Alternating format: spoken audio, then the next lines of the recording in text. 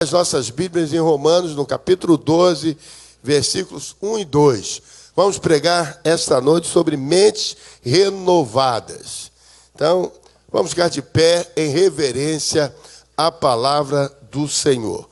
Romanos 12, versículos 1 e 2.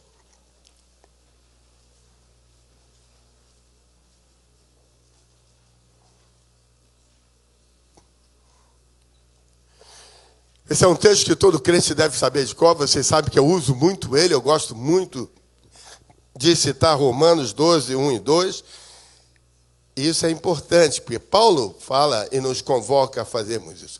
Diz assim Romanos: rogo-vos, pois, irmãos, pela compaixão de Deus, que apresenteis os vossos corpos como um sacrifício vivo, santo e agradável a Deus, que é o vosso culto racional.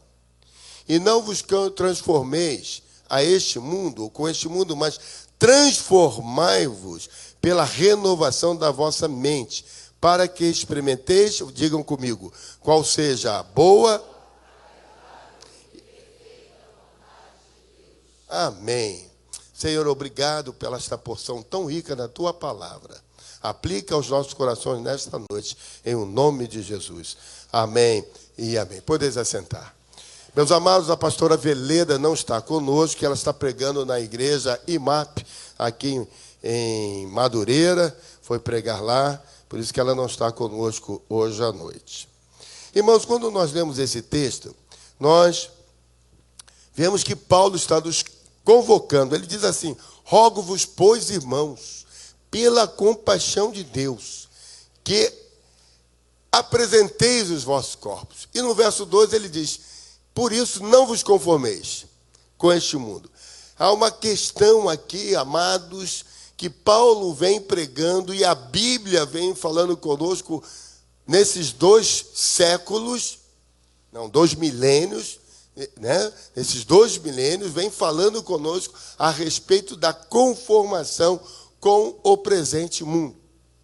Ou seja, para nós que pensamos no reino de Deus, implantar o reino de Deus, os conceitos de Deus, os valores de Deus, os princípios do Senhor, nós não podemos nos conformar com o presente século. Vejam que coisa interessante, são 2000 anos passados e a palavra continua viva. Quando nós olhamos para isto, olhamos para o presente século, é sempre uma questão de contraponto. Quando eu era jovem, muito pequenininho, na época das minhas irmãs, quando a gente ia ao cinema, naquela época tinha uma figura muito interessante, que era chamado o Lanterninha. Tem muita gente aqui da época das minhas irmãs. Por quê? Você chegava no cinema, o que acontecia? A sala era escurinha, ou bem escura, né? E aí você chegava, você para entrar, precisava que o Lanterninha fosse com você e te mostrasse onde havia um lugar. Hoje não, hoje é chique. Quando você compra o ingresso, você até escolhe o lugar. E quando você chega com aquele saquinho de pipoca, não é isso hoje em dia? Aquele saquinho de pipoca, né? É o combo. Hoje em dia é tudo combo, né? Aliás, eu agora vou inventar o combo dízimo. E, cara, olha só. Né? Como diz, vamos pensar um pouquinho nisso. É tudo como. E aí você chega no cinema hoje, já vai e senta. Mas na época das minhas irmãs, você tinha que ir com lanterninha, porque era muito escuro. Até que você se acostumasse com a luz ambiente. E aí você encontrava o lugar para sentar. Irmãos, é isso que Paulo está dizendo. A conformação é quando nós já não percebemos mais as diferenças. Ou a diferença de quando estava fora para quando entrei. Quando nós começamos a ter a nossa mente de tal maneira envolvida nas questões do mundo, que já não conseguimos mais fazer nem ser diferentes. Paulo está nos chamando a atenção disso. Paulo está dizendo que nós precisamos ter uma atitude mental diferente. A atitude mental do crente deve ser diferente do modelo mental do mundo. Como o mundo pensa. Vira um pouquinho as páginas da sua Bíblia para Isaías, capítulo 46. E vamos lá ver um pouquinho o que fala Isaías, no capítulo 46, os versículos 8 até o 13. Isaías está falando exatamente sobre essa questão da mudança de postura, questão dos modelos. E ele diz assim: lembrai-vos disto e considerai. Trazei-o à memória, ó transgressores. Lembrai-vos das coisas passadas desde a antiguidade, que eu sou Deus e não há outro, eu sou Deus e não há outro semelhante a mim. Isaías continua dizendo que anuncio o fim desde o princípio, desde a antiguidade, as coisas que ainda não sucederam, que digo, o meu conselho subsistirá e farei toda a minha vontade. Chamando do Oriente uma ave de rapina e de um país remoto, o homem do meu conselho, sim, eu disse e eu o cumprirei. Formei este propósito e também o executarei. Ouvi-me, ó duros de coração, que estás longe da justiça. O Senhor está falando para uma nação que estava praticando o modelo do mundo. E ele diz: faço chegar a minha justiça e ela não está longe. A minha salvação não tardará, mas estabelecerei a salvação em Sião e em Israel a minha glória. Vejam, meus irmãos, como é importante nós estarmos olhando para isso, porque o Senhor está falando que o nosso pensamento tem que ser diferente, porque o pensamento do mundo é um pensamento obstinado, é um pensamento contrário. E ele diz: eu estabelecerei a minha justiça.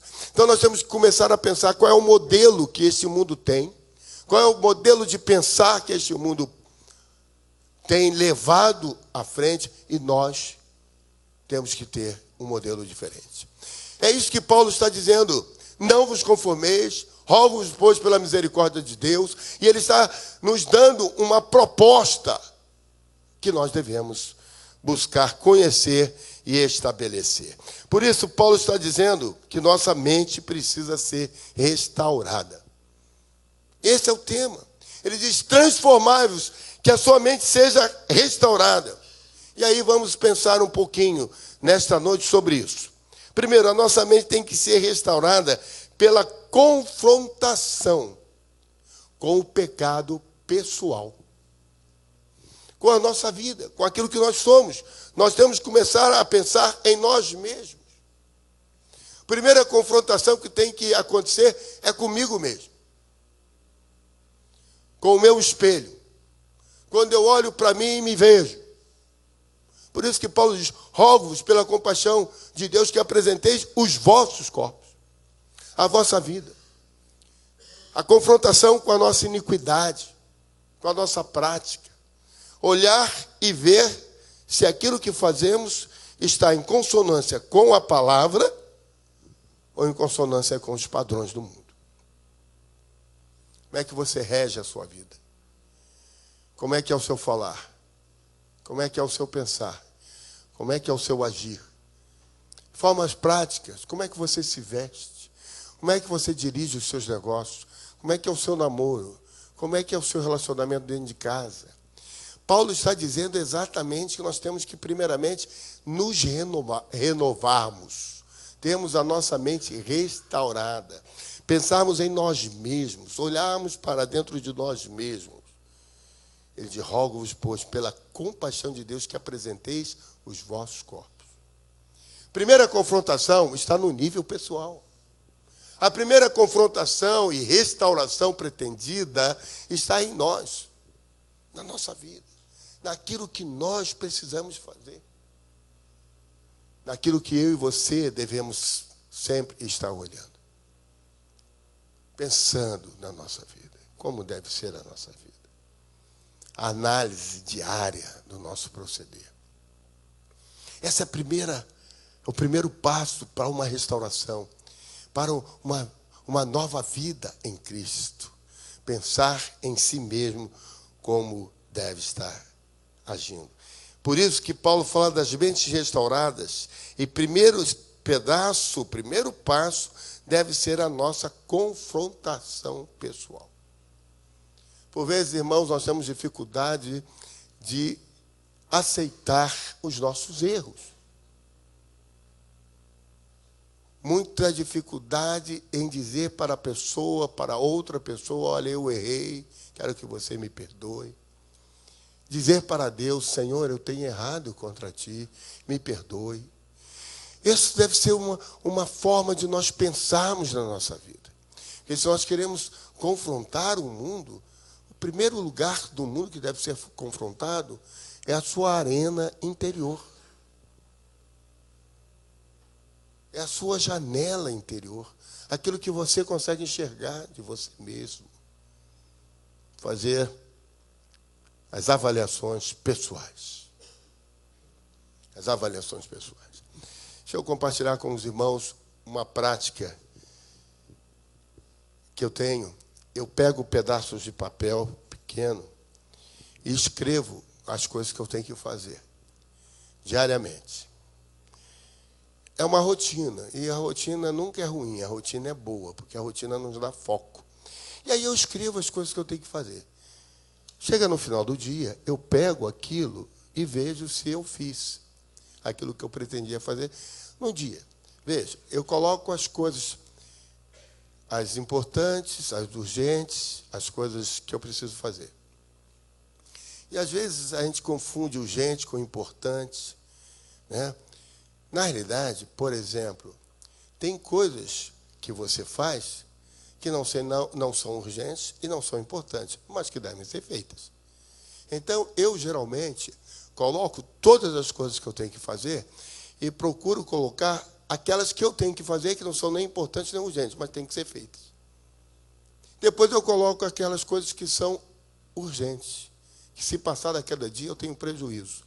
E aquelas que são importantes, que eu tenho que fazer. Pode ser que eu ainda tenha um prazo maior para fazê-las, mas eu tenho que fazer. Agora, quando chega no final do dia, eu me avalio. É engraçado, né? Eu vejo, e eu não fiz isso, eu não fiz aquilo, eu não fiz aquilo outro. E aí, às vezes, dá um quezinho assim de procrastinação, coisa que você deixa para fazer no outro dia, aquilo que você poderia fazer hoje, você deixa para outro dia. É um sentimento ruim, isso não é um sentimento bom, quando você não cumpre o que você tinha planejado. Isso eu estou falando de rotina, de coisas assim do dia a dia. O que é que eu estou dizendo com isso, irmãos? Nós temos que nos avaliarmos. Se nós queremos ter a nossa mente restaurada, a primeira coisa que nós temos que fazer é olhar para nós mesmos.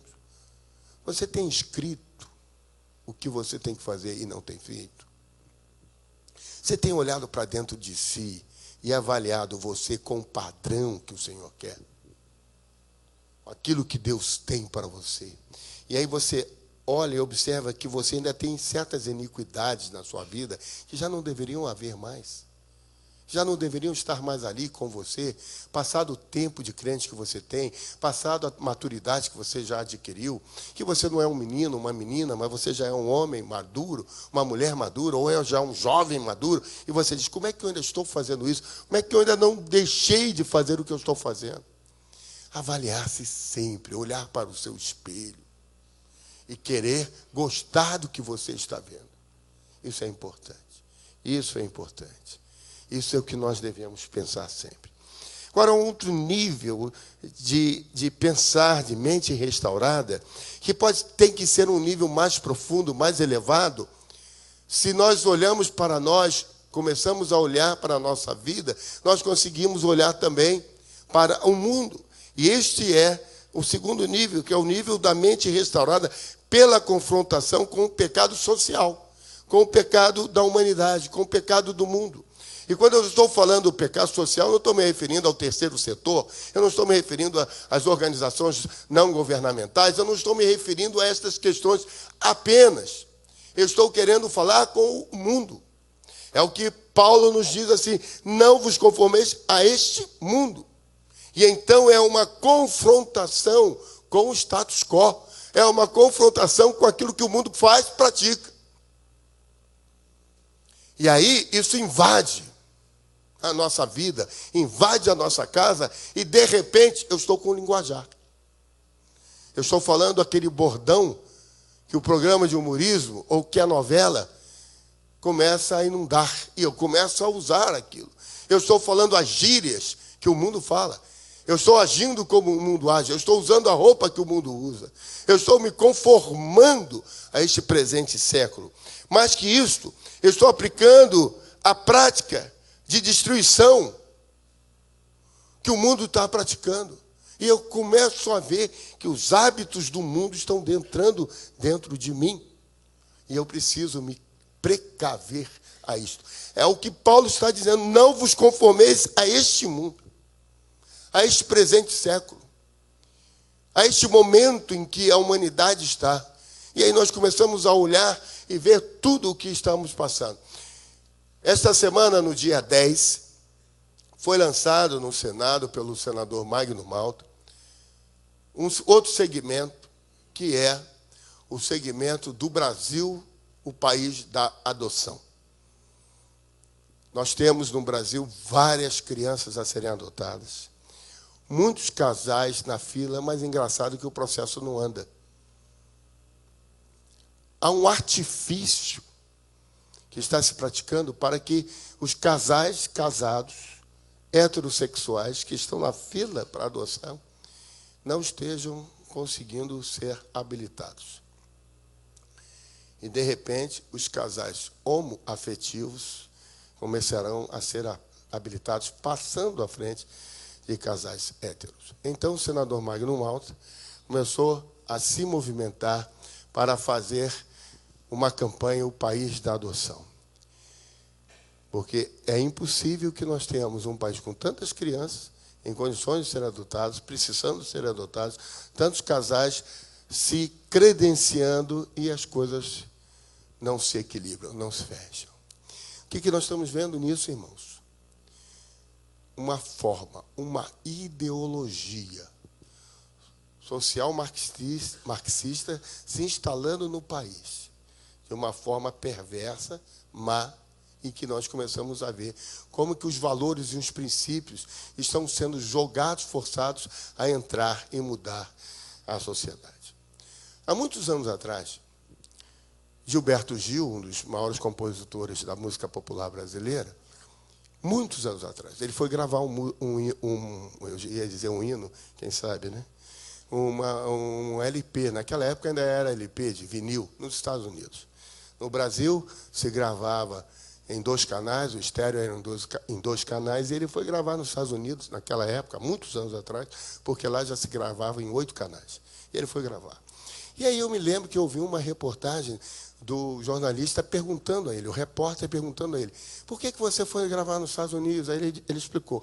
E aí o repórter fez uma pergunta a ele sobre o mercado norte-americano de música. E ele disse uma coisa, irmãos, que me captou, que me chamou a atenção. Ele disse assim, nos Estados Unidos, não é o cantor, não é a população que escolhe. Não é a população que diz assim, eu quero ouvir essa música, eu quero ouvir aquela música. Não, é o mercado fonográfico que diz o que a pessoa vai ouvir. Eu falei assim, mas que coisa interessante, quer dizer então que as pessoas não têm mais o direito à escolha? É quase que dizer que não. Por quê? Se eles querem trabalhar esta música aqui, por alguma razão, vai ser essa música que vai tocar. O LP tem 16, 14 músicas, 7 de um lado, 7 do outro. Os CDs tem tanto, 14, 15 músicas. Tudo bem, mas vai trabalhar essa aqui. E eu fiquei achando interessante. Olha, irmãos, isso tem sei lá quantos anos. Muitos anos. Muitos anos atrás, o Gilberto Gil, que foi nosso ministro da Cultura, estava dizendo isso. E aí, quando você começa a entender que a restauração tem que ser uma confrontação com o pecado social, com a iniquidade social, com aquilo que os valores do mundo que estão confrontando com os valores do reino. É interessante que Mateus capítulo 28, versículos 19 e 20, quem é da escola de líderes está sabendo muito bem. O que diz lá esses 2 versículos? O que dizem? Hein? Portanto, ide por todo mundo, pregar o evangelho a toda criatura. Agora o Senhor Jesus quer que nós preguemos as boas novas de salvação, não é isso? Sim ou não, irmãos? Agora, que boas novas são essas? Quais são as boas novas de salvação? Hein? Eita ferro. Todo mundo dormindo, certo? Estão pensando no Gilberto Gil ainda? Eu já cheguei, já estou aqui. Vamos lá, irmãos. Quais são as boas novas? Sem ser as minhas irmãs. Quem mais pode dizer? Regiane, você faz parte. Quais são as boas novas, irmãos? Hein? Quais são? Qual é o evangelho da salvação? Qual é o evangelho da salvação? Que Jesus, qual foi a primeira frase, qual foi a primeira expressão de Jesus, que quando ele começou a pregar, o que ele dizia? É chegado a vós? O reino de Deus. Qual é a boa nova? O reino de Deus. O reino de Deus. Essa é a boa nova. Ele ainda estava no período antes cruz. Ainda não havia morrido na cruz. As boas novas da salvação é chegado a vós o reino de Deus. Portanto, ide e pregai a boa nova. Qual é a boa nova? O reino de Deus chegou a vós. E nós somos parceiros do Espírito Santo para a implantação do reino de Deus. E um reino é constituído por governo, povo, constituição e território. Nós temos um governo do Senhor, temos um povo que são os crentes, temos uma constituição que é a palavra e o território é o mundo. Ide pregai o evangelho para o mundo. Depois nós aprendemos que esta terra será transformada em Apocalipse, capítulo 20, João tem a visão. Mas enquanto Jesus esteve aqui entre nós, ele não falava sobre isso. Ele falava que o reino havia chegado. E nós temos que pregar esse evangelho do reino. O evangelho do reino. Esse evangelho dos princípios e dos valores. Portanto, Paulo diz assim: não vos conformeis com este presente reino, com este presente século. Por isso, irmão, você tem que começar a entender esse nível de confrontação espiritual que você tem. Primeiro com você mesmo, consigo mesmo. E depois que você já começar a entender isto, e os seus valores começarem a serem transformados, você vai começar a entender os valores que cercam você. Onde você trabalha. Os valores que lá onde você trabalha são praticados. Conversava com um dos irmãos da igreja esta semana, e ele dizia o seguinte: pastor, quando eu me converti, eu vi que eu não podia trabalhar onde eu trabalhava. Pois nós tínhamos práticas erradas, prática da mentira, prática do roubo, eu tive que sair. Primeiro momento, se confrontou a si mesmo. Ele viu que ele não podia estar ali. Confrontação com o status quo da empresa onde ele trabalhava. Talvez seja assim na sua vida também, você diz: eu não posso trabalhar mais aqui. Ao irmão Edilberto, quantas vezes nós conversamos, ele disse: eu tinha uma atividade, quando o Senhor colocou no meu coração, eu disse: eu não posso mais praticar isso. Há um erro aqui, há um engano aqui. Confrontação com os valores que nós temos tido. Os valores que você pratica são valores do reino. Paulo está dizendo: não vos conformeis. Portanto, irmãos, nós temos que mudar a nossa prática, mudar os nossos valores, mudar os nossos conceitos e adotar as práticas e o conceito dos valores de Deus. Por isso nós temos que estudar a palavra, temos que conhecer a palavra, comer a palavra, entender os mandamentos do Senhor, praticar os mandamentos do Senhor, porque é isso que Ele quer. Agora, irmãos, se a mente restaurada, ela precisa ser restaurada no primeiro nível, que é o nível pessoal. O segundo nível, que é o nível social, quando nós entendemos, portanto, nós concluímos que a mente restaurada, ela só pode ser pelo encontro pessoal com o Salvador, que é Jesus Cristo, que faz tudo novo. Nós só podemos ter essa mente restaurada quando nós nos encontramos com Jesus. Por isso que Jesus diz assim: uma vez que você se encontrou comigo, agora você vai. Você pode compartilhar esses valores do reino, esses valores. Interessante, meus amados, eu peço que você ande um pouquinho para trás, no capítulo 10 de Romanos. Paulo comenta alguma coisa muito interessante. Paulo vem com esse discurso decorrente da experiência pessoal com Cristo. Veja o que diz Romanos capítulo 10, verso 9. Porque se com a tua boca confessares a Jesus como Senhor, e em teu coração creres que Deus o ressuscitou dentre os mortos, serás. Impressionante.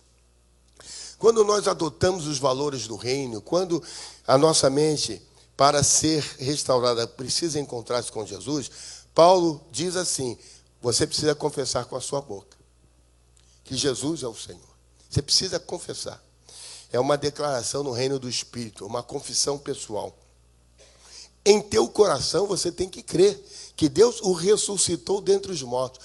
Durante muito tempo, irmãos, eu não entendia muito esta associação. Você já pensou nisso? Billy Graham, escrevendo em seu livro O Mundo em Chamas, ele diz o seguinte: se nós cremos em qualquer fato da história, temos que crer que Jesus ressuscitou. Você já imaginou isso? Jesus ressuscitou. Significa que a morte foi vencida. Significa que a morte não é o final. Significa que há vida. Que você não precisa morrer. É tão interessante que Paulo diz assim: se já estás ressuscitados com Cristo, e mais à frente ele fala, em Cristo. Em Cristo. Nós ressuscitamos em Cristo. Quando nós ressuscitamos em Cristo, na realidade, significa dizer que quando Deus olha para nós, Ele tem que ver Cristo em nós. Deus olha, Ele vê Cristo em nós. Ele não vê aquela pessoa má, Ele não vê aquela pessoa cheia de erros, cheia de enganos. Ele vê Cristo em nós, porque o sangue de Jesus nos purifica de todo o pecado. E o sangue de Jesus nos justifica diante de Deus. Então Paulo está dizendo isso, Cristo. E aí ele diz assim, em Romanos 10, 9, o ressuscitou dentre os mortos. Nós temos que crer nisso. Porque ressuscitar dentre os mortos significa mudar de posição. Os irmãos têm ouvido eu pregar e falar sobre isso, mas eu vou reforçar neste momento. Há dois estados, o estado de vida e o estado de morte.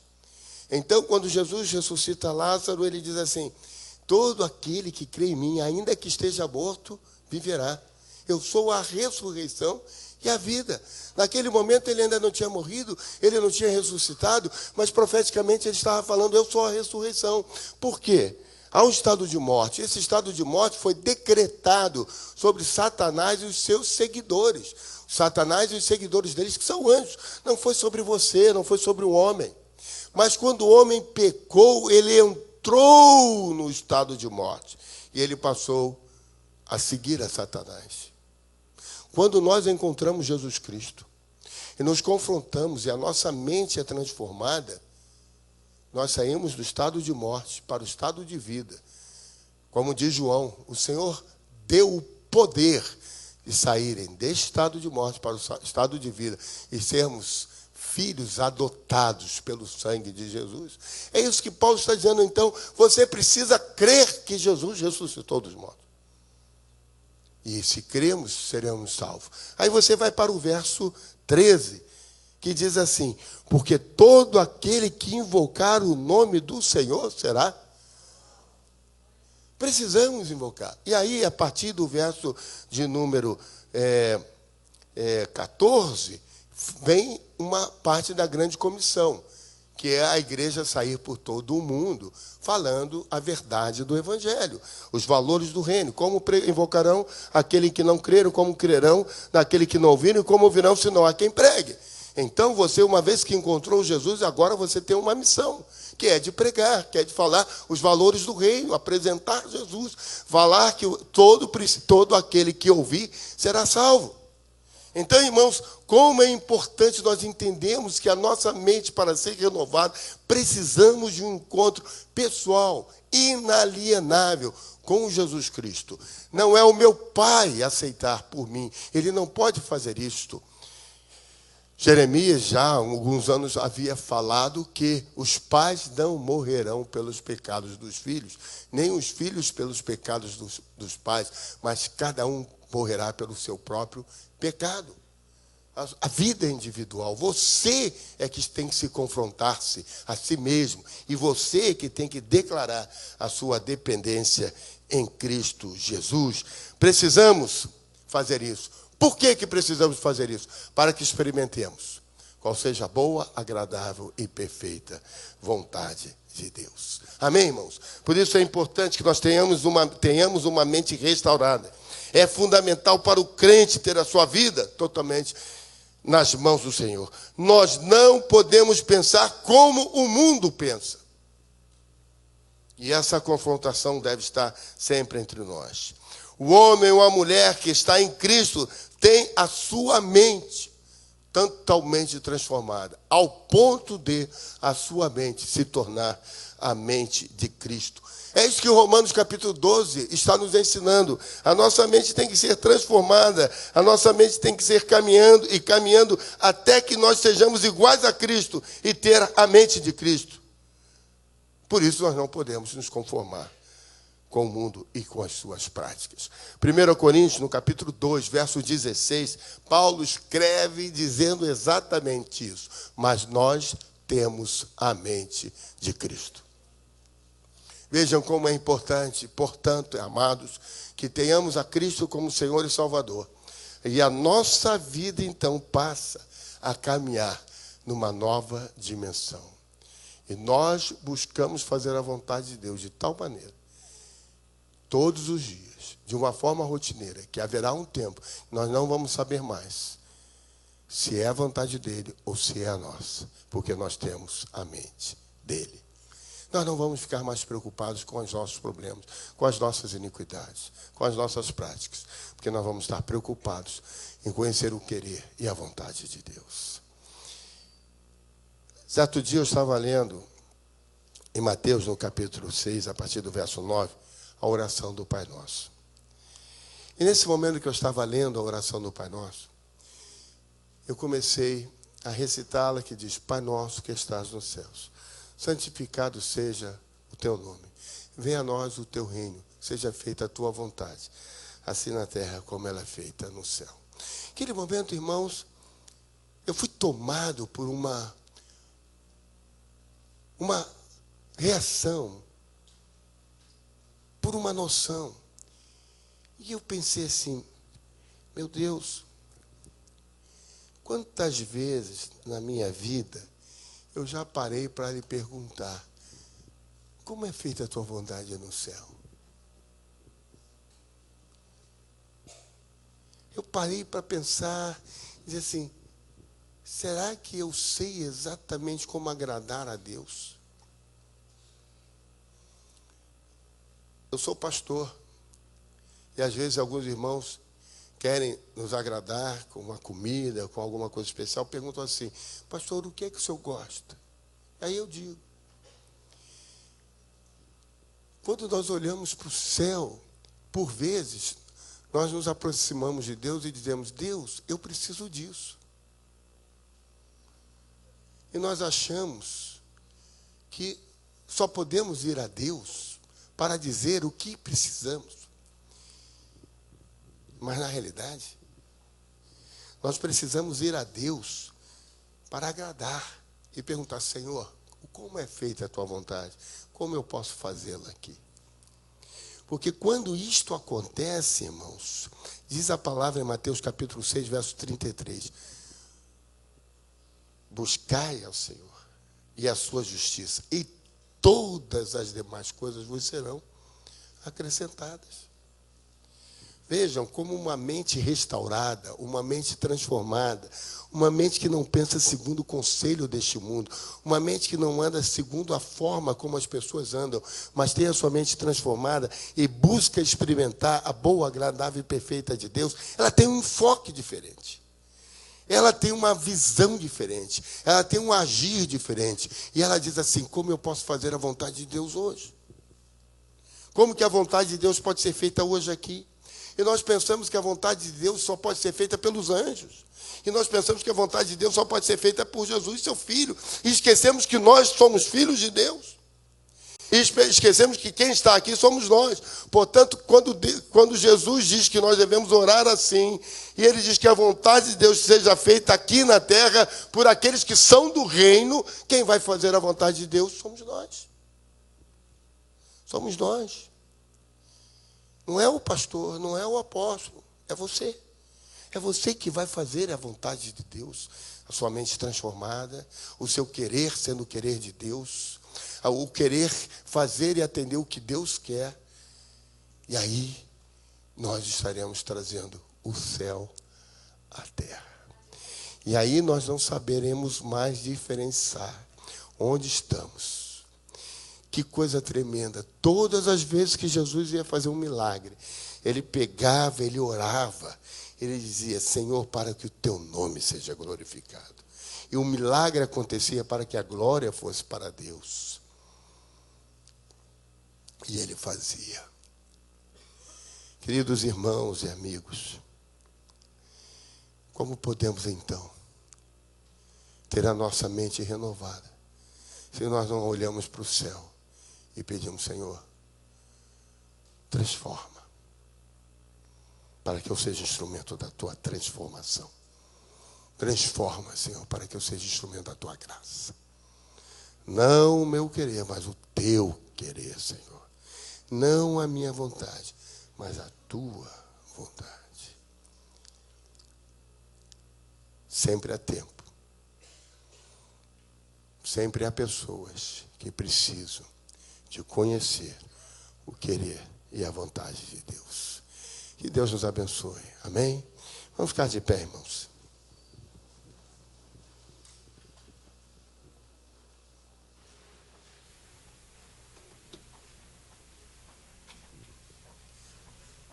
Quero orar com os irmãos. Feche os seus olhos. Pense em você agora. E diga assim: Senhor, de fato, eu tenho a minha mente transformada. Senhor, eu já entreguei a minha vida a Ti. Pense nisso agora. Feche os seus olhos, olhe para você. Foi o primeiro momento que eu falei. Pense-se diante do espelho. Senhor, eu tenho orado pela rua em que moro, tenho orado pelo lugar onde trabalho, onde estudo. Que bom. Mas será que todos que estamos aqui já entregamos a nossa vida a Jesus? Aprendemos nesta noite que se com a nossa boca confessarmos, em nosso coração cremos, seremos salvos. Porque todo aquele que invoca será salvo. Você já invocou o Senhor?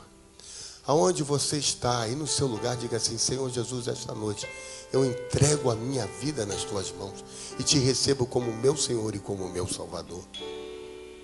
Usa-me, Senhor, como elemento de transformação. Irmãos, nós precisamos estar sempre orando, testemunhando, falando, para que as coisas do reino de Deus venham a se concretizar nesses dias. Há pouco nós estávamos falando sobre Paris, Mariana, Valadares, e aí por aí vai. Mas há uma expectação da criação que geme pela manifestação dos filhos de Deus. Nós precisamos entender isso. Nesta noite alguém entrega a sua vida a Jesus. Aonde você está, levante a sua mão dizendo: eu recebo Jesus Cristo como meu Senhor e Salvador. Tem alguém? Levante bem alto a sua mão dizendo: eu quero entregar a minha vida a Jesus. Lá na galeria, aqui embaixo, recebendo Jesus como Senhor e Salvador, tendo a sua mente transformada. Deus abençoe, que Deus possa fazer isso. Mas talvez você, meu irmão, minha irmã, também esteja precisando dizer para o Senhor: eu preciso disso.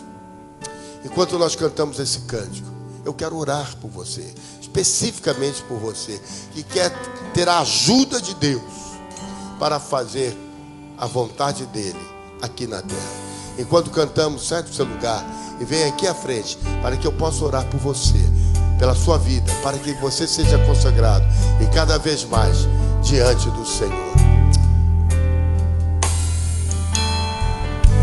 Senhor, eis-me aqui, vem transformar meu ser no fluir da graça que encontrei em ti.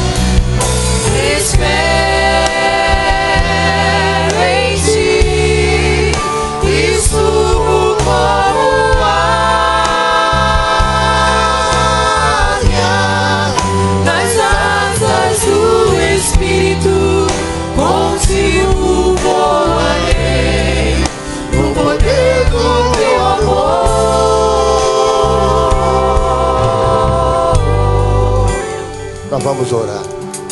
Há mais alguém para vir à frente? Nós vamos estar orando nesse momento, orando pelas vidas dos irmãos que vêm à frente, dizendo: Senhor, eu preciso. Eu não sei se aqui à frente alguém entregando a sua vida a Jesus, declarando que depende do Senhor. Quero orar por você neste momento. Orar para que o Senhor possa edificar a sua vida, edificar a sua casa. Quando começou o culto, o pastor Marcelo me procurou e disse assim: pastor, hoje pela manhã, quando o senhor estava orando por essas questões circunstanciais do mundo de um modo geral, Deus colocou no meu coração para nós orarmos e abraçarmos a saúde dos membros da igreja. Então nós vamos fazer isso agora. Se você quer que nós oremos pela sua saúde, e aqui é uma relação enorme no boletim, e de irmãos que precisam de oração. A irmã Fabiana, a irmã Cláudia, o irmão André, esposo de Jussara, o irmão Derso, a sua esposa, a irmã Adelaide, a netinha da Dilma, a irmã Maria Júlia, filha da neta da Dilma, a filha da irmã Lucy,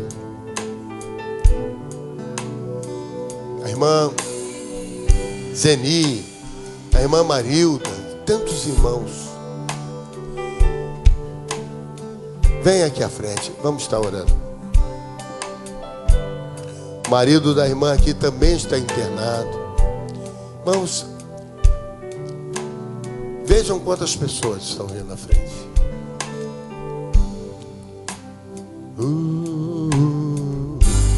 Senhor, sobre face a face, quero ver-te ver, Senhor. Declare isso com fé. E conhecer o amor Que habita em ti, Senhor. em mim. Que habita em mim. Diga para o Senhor: Louvar minha mente, querer meus dias viverão, Senhor. No poder do teu amor. Levante as suas mãos e pela fé declare: junto a ti, teu amor me envolve,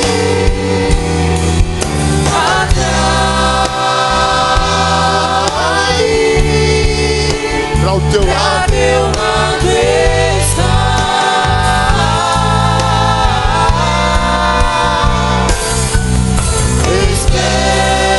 Espero em ti E subo, Senhor, e subo como águia nas nas asas asas do Espírito, contigo voarei no poder do teu amor.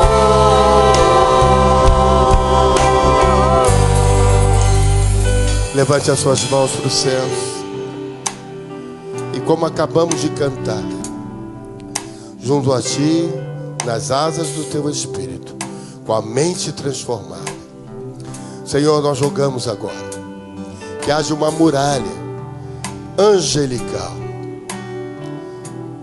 cuidando dos irmãos e das irmãs que aqui estão, cuidando dos irmãos representados aqui nesta noite.